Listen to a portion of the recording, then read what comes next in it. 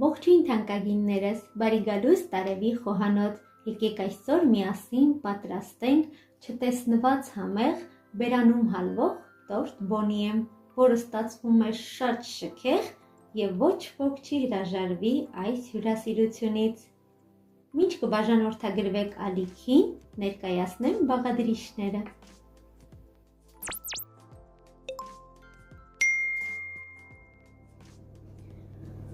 Առաջին հերթին կպատրաստենք խմորը։ Խմորի համար մեզ հարկավոր է 3 ճաշի գթալ մեղր, 4 ձու, 200 գրամ շաքարավազ, 150 գրամ կարագ կամ մարգարին, 1,5 թեյի գթալ սոդա, մի պտղունց աղ, 50 գրամ կակաո և իհարկե ալյուր։ Պետք է ստանանք փափուկ, մի փոքր ձեռքերին կպնող խմոր։ Անցնենք գործի, սկսենք պատրաստել։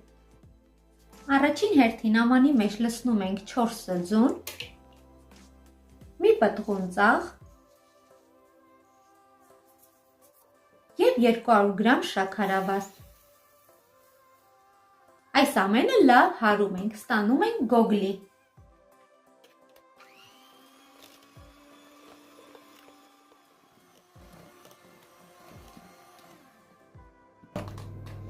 Հինգ րոպե հարելուց հետո գոգլին արդեն պատրաստ է, ստանում ենք այսպիսի զանգված, տեղափոխվենք գազօջախի մոտ և շարունակենք այնտեղ։ Կաթսան դնում ենք գազօջախին և կաթսայի մեջ լցնում ենք կարագը։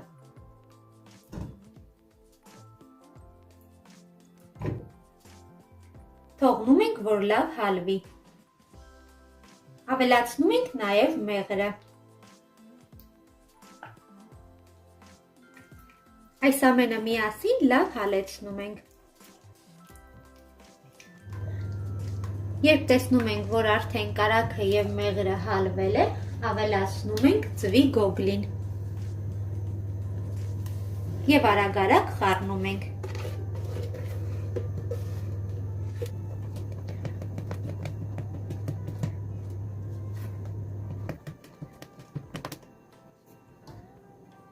Մարմանդ կրակի վրա եփում ենք զանգվածը, բայց չենք թողնում, որպեսզի այն եռա։ Ավելացնում ենք նաև սոդան և խառնում ենք։ Սոդան լցնելուց հետո զանգվածը կսկսի փրփրել։ Ավելացնում ենք նաև 1 թեյի գթալ վանիլային շաքար։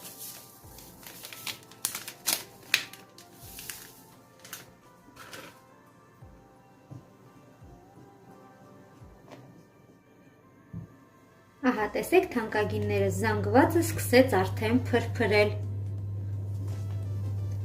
Ավելացնում եմ նաև 2 ճաշի գթալ ձեթ, ևս 1-2 րոպե և արդեն կավելացնենք ալյուրը։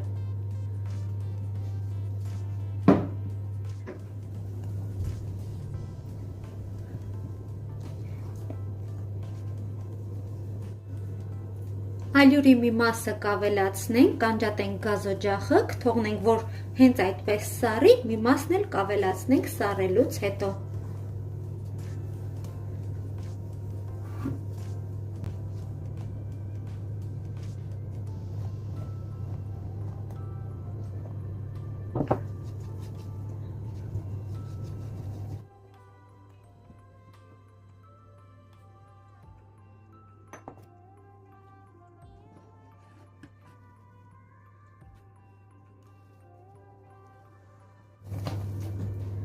Կարծում եմ արդեն բավական է, անջատում ենք գազօջախը և թողնում ենք, որպեսզի հենց այսպես մի փոքր հովանա և սառի։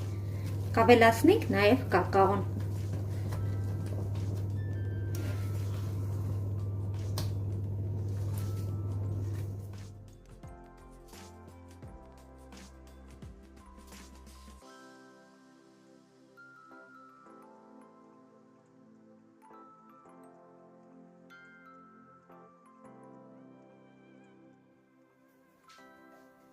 Խմորը 10 րոպե սառելուց հետո սեղանի վրա առատ ալյուր ենք ավելացնում և խմորը տեղափոխում ենք սեղանի վրա։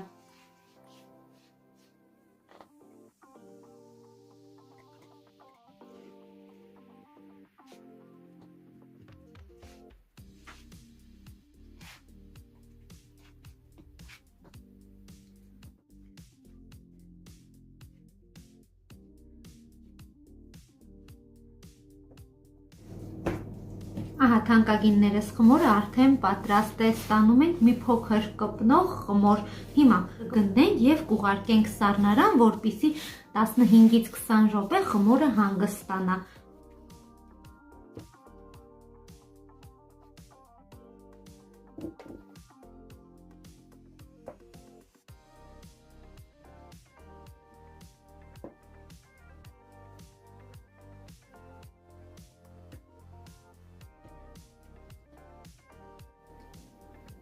Գնդերը ուղարկում եմ սառնարան 15-ից 20 րոպեով, որպեսզի մի փոքր հանգստանան եւ սառեն։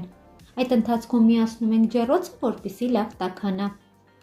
Արդեն անցավ 15 րոպե, թանկագիններս խմորը սառեց, ջեռոցն էլ արդեն տաքացավ։ Հիմա մի փոքր յուղաթղթի վրա ալյուր ենք շաղ տալիս, միանգամից բացում ենք յուղաթղթի կամ սիլիկոնե տակդիրի վրա, ինչի վրա որ պետք է թխենք։ Ինձ մոտ սիլիկոնե տակդիրը 30-40-ի վրա է, սկուտեղի չափով։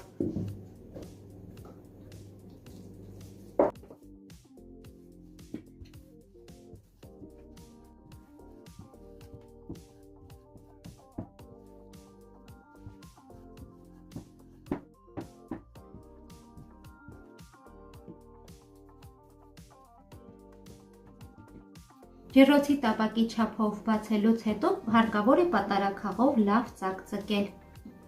Ուղարկում ենք նախորդ տաքացրած ջեռոցը, թխելու եմ 200 աստիճանի տակ մոտ 5 րոպե։ Քանի որ շերտերը շատ բարակ են, շատ արագ են թխվում, ուշադիր եղեք։ Հերթով կբացենք ու արագ-արագ թխենք։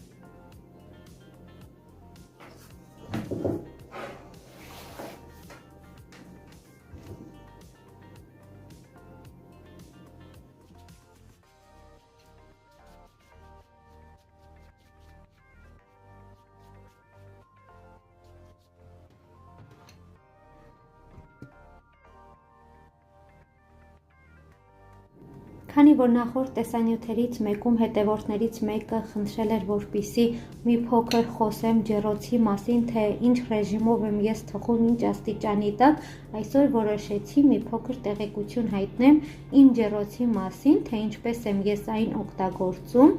Ես միշտ հարցնում եք, թե Արևիկ ջան, ինչ ջերմաստիճանի տակ է հարկավոր թխել։ Ես ասում եմ ջերմաստիճանը, բայց թանկագիններս դուք պետք է նայեք ձեր ջեռոցին, թե ձեր ջեռոցը որ ջերմաստիճանի տակ է ավելի լավ թխում։ Քանի որ ջեռոցները տարբեր են, թանկագիններս,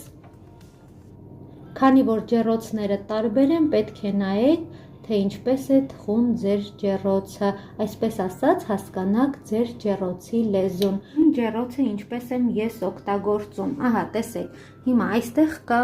պտուտակ, որով կարգավորում ենք ռեժիմը, թե ինչ ռեժիմով է հարկավոր թխել։ Եթե ինչ-որ բան ենք եփում, կարող ենք դնել 40 րոպե, 50 րոպե, 90 րոպե, 10 րոպե, ինքը ժամացույցն է, որը դնեք, եթե դնեք 30 րոպեի վրա, կթխի 30 րոպե ու ավտոմատ կանջատվի։ Ես ինքս չեմ դնում այդ ռեժիմի վրա, դնում եմ ռուչնոյ ձեռքի ռեժիմը, որպեսզի ես երբ ուզենամ միացնեմ, երբ ուզենամ անջատեմ, թխեմ, վերջացնեմ ու անջատեմ, չեմ թողնում, որպեսզի ժամով թխվի։ Երկրորդը դա ջերմաստիճանն է, որը 50-ից մինչև 300 է մաքսիմումը, ես միշտ թխում եմ 200-ից 250-ի տակ։ Ինչու եմ ասում նայեք ձեր ջեռոցներին, քանի որ երբ ասում եմ թխում եմ 200 աստիճանի տակ, հնարավոր է ձեր ջեռոցը դնեք 200 աստիճանի տակ, կամ չթխի, կամ այրի, վառվի։ Դրա համար դուք ինքներդ պետք է տեսնեք, թե որ ջերմաստիճանի տակ պետք է դնել ձեր ջեռոցը, ինչքանի տակ է թխում։ Եվ ահա, այստեղ արդեն հաջորդ ռեժիմն է, վերև ներքևի պարույրներն ենք միացնում։ Միշտ ինձ հարցնում եք, ներքևը անջատենք միայն վերևը, վերևը անջատենք միայն ներքևը միացնենք։ Ասեմ, որ թանկագիններս, ես միշտ միացնում եմ եւ վերևը եւ ներքևը։ Դեռ չեմ թխել այնպիսի խմորեղեն, այնպիսի բան, որ ասենք միացնեմ միայն ներքևի մասը, միացնեմ միայն վերևը, միշտ պարտադիր միացնում եմ վերև ներքևը միասին, քանի որ այդպես շատ լավ է աշխատում։ Սա լույսն է, որը միացնում եւ անջատում ենք նայելու համար, իսկ սա օթորակիչն է։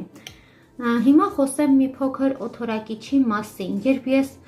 նոր էի գնում այս ջեռոցը, քանի որ իմ նախորդ ջեռոցը չուներ օթորակիչ, ցանկանում էի, որ անպայման ունենա օթորակիչ, որպեսզի ավելի լավ թխվի, ավելի լավ ստացվի, չգիտես ինչու, դա էի ուզում։ Երբ գնացինք օթորակիչով փորձեցի, միացրեցի, բիսկվիտ էի պատրաստում, երբ միացրեցի օթորակիչը, բիսկվիտը նստեց։ Նույնը կատարվեց շերտավոր խմորի հետ, ինձ դուր չեկավ։ Առանց օթորակիչի, առանց ոչինչ միացնելու ինքը ավելի լավ է թխում, քան օթորակիչով, ու ես այլևս երբեք չեմ միացնում օթորակիչը։ Օթորակիչը միացնում եմ միայն երբ պատրաստում ենք բեզե,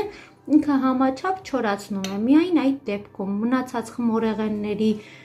եւ շերտավոր խմորի դեպքում ես այն չեմ օգտագործում։ Չգիտեմ, տարբեր ջեռոցներ, հիմա մարդիկ կլինեն, որ ունեն ուրիշ ֆիրմայի ջեռոցներ ու պարտադիր միացնում են օթորակիչը ու շատ լավ է ստացվում։ Չգիտեմ, դրա համար միշտ ասում եմ, պետք է հասկանաք ձեր ջեռոցի լեզուն, հասկանաք թե այն ինչպես է աշխատում, ինչ ջերմաստիճանի տակ է հարկավոր թխել, դուք ինքներդ պետք է դա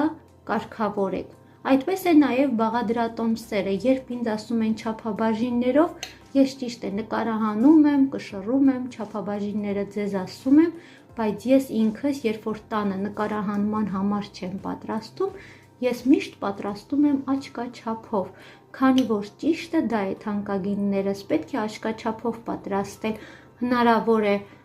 բաղադրիչների քանակությունը այնպես լինի, որ ալյուրի որակի տարբերություն լինի, ալյուրը շատ լինի, քիչ լինի։ Դրա համար շատ դեպքերում մարդիկ երբ գալիս են չափաբաժիններով, բաղադրատոմսը վերցնում են, պատրաստում են, մարդիկ կան, որ իրենց մոտ չի ստացվում, ինչ որ բան այն չի լինում եւ գալիս գրում են, որ բաղադրատոմսը սխալ է, չափաբաժինները սխալ է, դրա համար միշտ ընդհանրապես տնային տնտեսուհին լավ աչքաչափ պետք է ունենա եւ միշտ պատրաստի աչքաչափով, ջեռոցը օգտագործի աչքաչափով։ Երբ անընդհատ խմորեղեններ ես պատրաստում, թխում ես, պատրաստում ես, ինստինկտիվ վարժվում ես այդ ամենին, ձեռքդ մի փոքր բացվում է, արդեն դու գիտես ջեռոցը որ աստիճանի տակ է լավ թխում, արդեն հասկանում ես ջերմաստիճանը,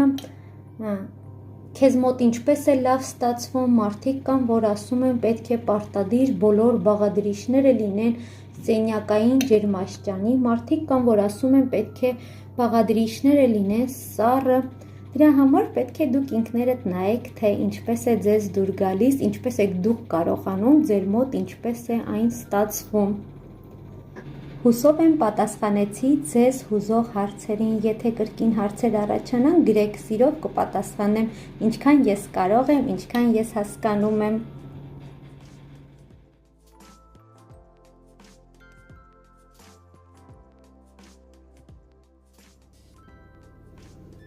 Շերտերը արդեն պատրաստ են թանկագիններս, եկեք պատրաստենք կրեմի եփովի զանգվածը։ Կրեմի եփովի զանգվածի համար մեզ անհրաժեշտ է 250 գրամ շաքարավազ, 3 ճաշի գթալ ալյուր, 1 թեյ գթալ վանիլին,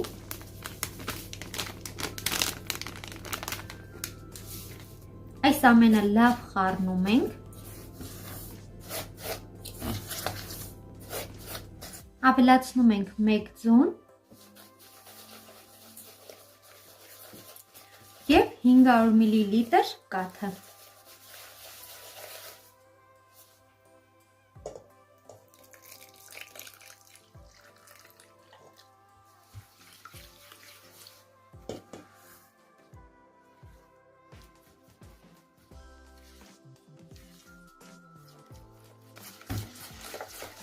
Այս ամենը լավ խառնում ենք և դնում ենք գազօջախին։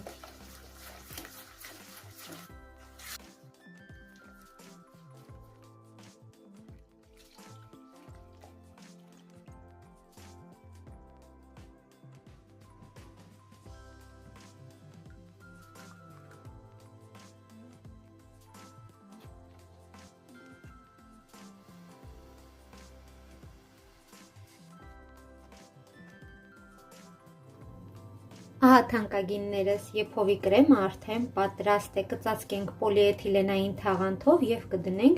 դրսում կամ հենց խոհանոցում կթողնենք, որ սառի։ Արտակարգ կրեմ ենք ստացել, տեսեք, թե որքան լավն է, գեղեցիկ գույնով ու շատ համեղ։ Կթողնենք սառի, այնուհետև կհավաքենք կրեմը։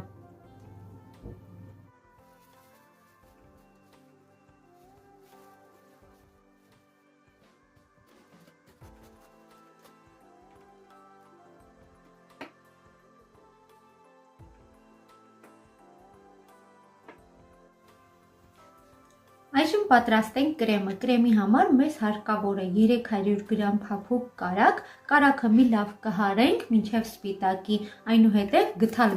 կավելացնենք եփովի զանգվածը։ Տեսեք, թե որքան լավ է ստացվել նաև եփովի զանգվածը։ Դե ինչ սկսեցինք։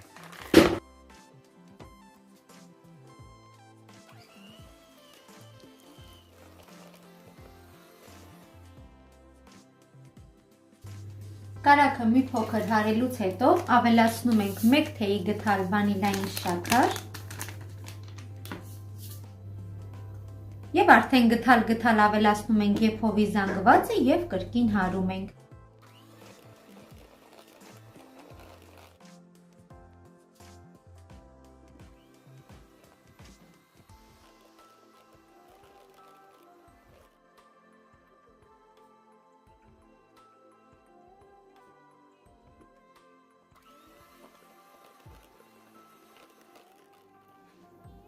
Ահա թանկագիններս, կրեմը արդեն պատրաստ է, ընտիր կրեմ ենք ստացել, կարծես պաղպաղակ լինի, իմ ամենասիրած կրեմներից մեկն է, ես ինքս չեմ սիրում, երբ որ պատրաստում ենք միայն կարագով և խտացրած կաթով, այն մի փոքր ծանր է ստացվում, իսկ այս կրեմը շատ թեթև է և համեղ։ Կրեմը պատրաստ է, շերտերը ևս, սկսենք հավաքել խմորեղենը։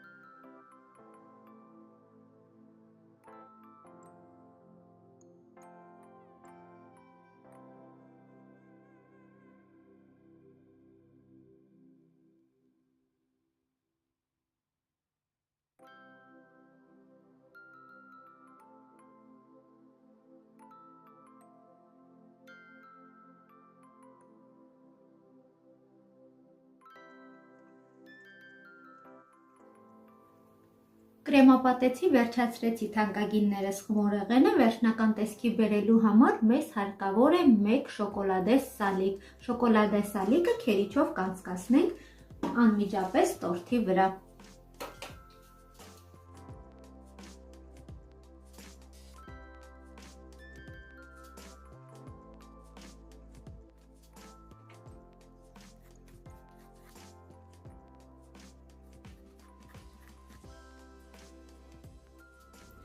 Մեր խմորեղենը արդեն պատրաստ է, կդնենք սառնարան, կթողնենք մի քանի ժամ, որպեսզի լավ սառի, կրեմը ներծծվի, այնուհետև կկտրենք և կմատուցենք։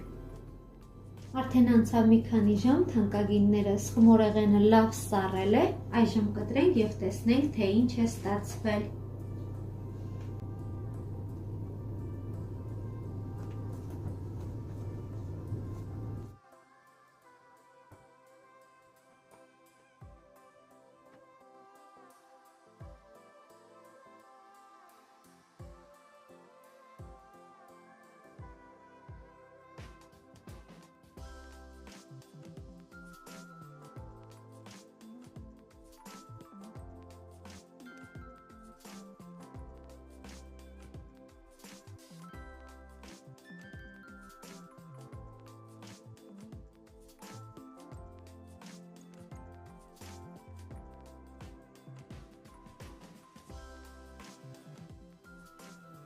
Ահա թանկագիններս, մեր համեղ խմորեղենի վերջնական տեսքը, հուսով եմ ձեզ էլ դուր եկավ, ստացվում է շատ համեղ և շատ գեղեցիկ, նման խմորեղենից ոչ ոք չի հրաժարվի, այնպես որ դուք էլ պատրաստեք եւ վայելեք։ Եթե հավանեցիք, չենք մոռանում լայքել, մեկնաբանել եւ կիսվել։ Այսօր էլ այսքանը։ Ցտեսություն, մինչ նոր համեղ հանդիպում։